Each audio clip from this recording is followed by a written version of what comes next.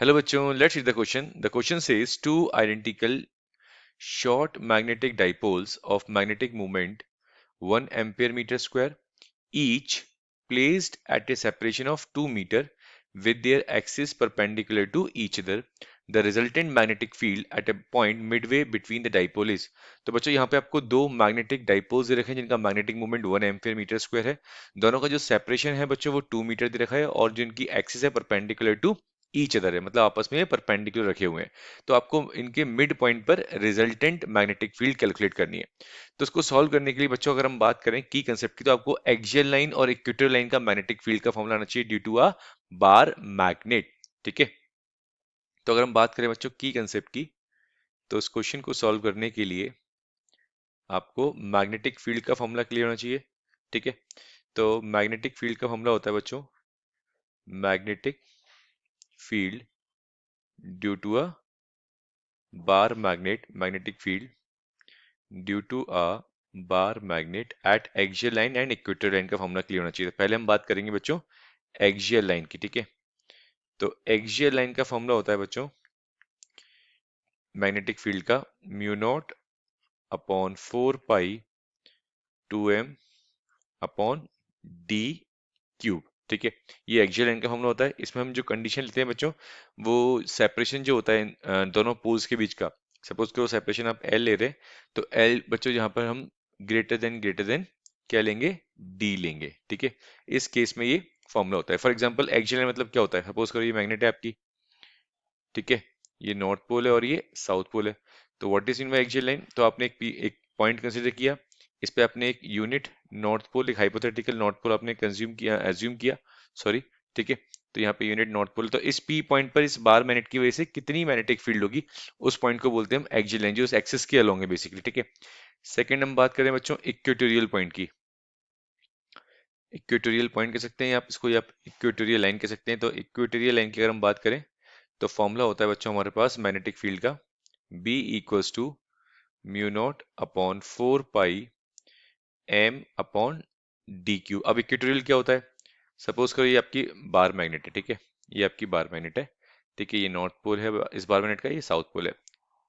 एक ऐसा पॉइंट जो इस मैग्नेट को सेंटर से काटते हो जाए बच्चों, उसको हम बोलते हैं इक्वेटोरियल पॉइंट। ठीक है, तो इस पी पॉइंट पर जो मैग्नेटिक फील्ड होती है वो होती है mu naught upon 4 pi m D Q upon upon में m अपॉन डी क्यूब। ठीक है, तो ये दो फॉर्मूले आपको क्लियर होने चाहिए इस क्वेश्चन को सॉल्व करने के लिए। तो देखते हैं बच्चों क्या आंसर आता है इस क्वेश्चन का। ठीक है, तो यहाँ पे अगर हम बात करें बच्चों इस क्वेश्चन की, तो यहाँ पे आपको एक दो मैग्नेट दे रखी है, मैग्नेटिक डाइपोल, यहाँ पे एक शॉर्ट मैग्नेटिक डाइपोल बोला हुआ है। ठीक है, और दोनों परपेंडिकुलर है, कुछ इस टाइप से मान लीजिए, अभी हम एज्यूम कर रहे हैं। ठीक है, और दोनों के बीच का जो सेपरेशन है, थोड़ा सा हम इसको और थोड़ा सेपरेशन शो कर देते हैं यहाँ पर। ठीक है, तो सपोज करिए ये 2 मीटर की यहाँ पर सेपरेशन पर है, और इनके मिड पॉइंट पर ये 2 मीटर है सेपरेशन। ठीक है, और इनके मिड पॉइंट पे यहाँ पे आपको क्या निकालनी है, रिजल्टेंट मैग्नेटिक फील्ड निकालनी है। अब इस मैग्नेट की बात करेंगे, इसको मैग्नेट 1 बोल देते हैं, इसको मैग्नेट 2 बोल देते हैं। अगर इस मैग्नेट की बात करेंगे तो बच्चों ये एक्सियल पॉइंट के लिए होगा, ये इस मैग्नेट के लिए कैसा लाई करेगा, एक्सियल पॉइंट।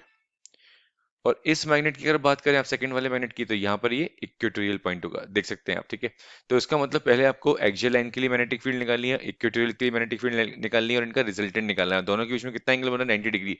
तो जब आप रिजल्टेंट मैग्नेटिक फील्ड निकालेंगे तो आपको फॉर्मूला यूज करना पड़ेगा फर्स्ट वाले मैग्नेटिक फील्ड की वजह से B1 का स्क्वायर, सेकेंड वाले की वजह से B2 का square, plus 2B1 B2 cos 90, क्योंकि एंगल कितना बन रहा है, 90 डिग्री। कॉस 90 की वैल्यू क्या होती है, 0।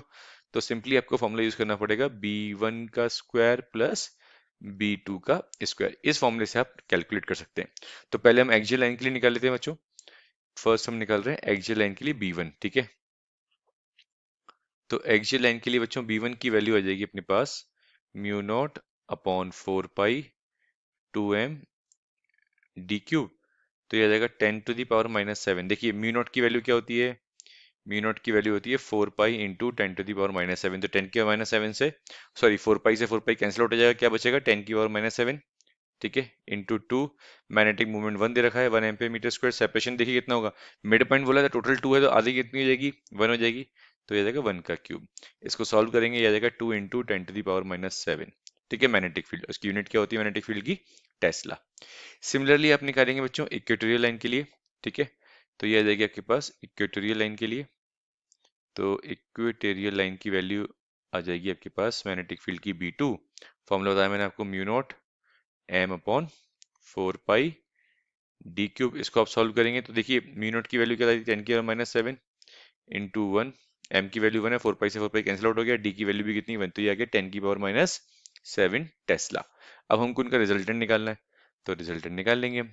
तो रिजल्टेंट का हम बताया मैंने आपको अभी B equals to under root B1 का स्क्वायर, तो B1 की वैल्यू कितनी है 2 इंटू 10⁻⁻7 का होल स्क्वायर, प्लस B2 की वैल्यू कितनी है 10⁻⁻7 का होल स्क्वायर। इसको जब आप फाइनली सॉल्व करेंगे बच्चों तो ये वैल्यू आ जाएगी अंडर रूट 5 इंटू 10⁻⁻7 टेस्ला। ये आपका फाइनल आंसर आएगा। Let's see the final answer. So first option है बच्चों 5 इंटू 10⁻⁻7, तो ये इनकरेक्ट है। सेकंड ऑप्शन हमारा करेक्ट है बच्चों, under root 5 into 10⁻⁻7 tesla. C is also incorrect, D is also incorrect. So the correct option of this question is B. Correct option is B. I hope you understood well. Best of luck बच्चों।